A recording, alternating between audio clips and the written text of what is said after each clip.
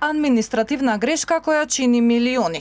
Пропагањето на евроврзницата било резултат на грешка поради актуелните закони кои не дозволуваат да биде издадена без да ја потпише министерот за правда, вели вице-премиерот за економски прашања Фатмир Битики. Штетата е поскапата камата која ја добивме со второто издавање на врзницата, за која Битики побара да има индивидуална одговорност ако се утврдело дека причина за неиздавањето е човечка грешка. За жал се случи административна потешкотија, тоест грешка да не можеме да ја подпишеме, да се верификува евроврзницата, затоа што законите кои што се на сила така укажуваат.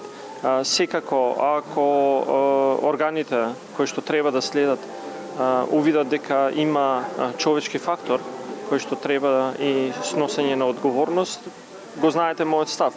Секогаш одговорноста не може да биде колективна, мора да биде лична. Чуварот на државната каса, пак Фатмир Бесими, не кажа дали ќе има одговорност од некога, туку уверува дека каматниот трошок сега ќе испаднел речиси ист, затоа што ќе добиеме 500 наместо 600 милиони евра. Сега, откако се направи милионска штета, владата ќе прави измени на законот за војнина, да имало кој да потпише ако се случи вакво нешто. Февруари и март, значи издадената деветата обврзница, се направи на начин што се реалоцираше, значи износот на место 600 се одеше со 500 и другото се менаџира.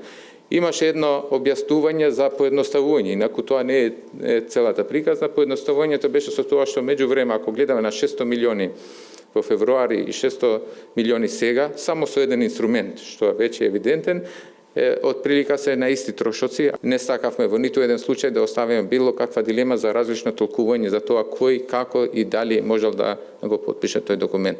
Додека владата сепак прогласува успех со тоа што ја потпишале евроврзницата и се фала дека не го нарушиле кредибилитетот кај инвеститорите, од опозицијата децидни. Одговорност мора да има. Според лидерот на ВМРО-ДПМН е Христијан Мицкоски, ако обврзницата на 600 милиони евра се потпишаше на време, ќе платевме 18 милиони помалку за камата и за тоа некој мора кривично да одговара.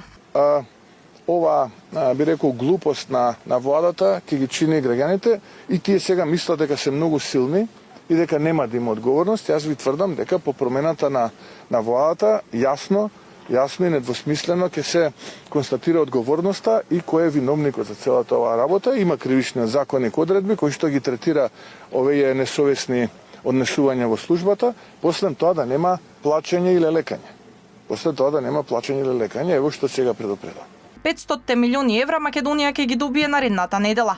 Првично, евроврзницата владата планираше да ја издаде на 600 милиони евра, но тоа не успеа зашто немаше кој да ја потпише поради реконструкцијата на владата. Сега издадовме нова за 100 милиони евра помалку од планираното, а добивме повисока камата. Пресметките велат дека ако евроврзницата на 500 милиони беше издадена по претходните услови, ќе платевме 15 милиони евра помалку за камата, а ако беше издадена на 600 милиони евра, ќе заштедевме 18 милиони.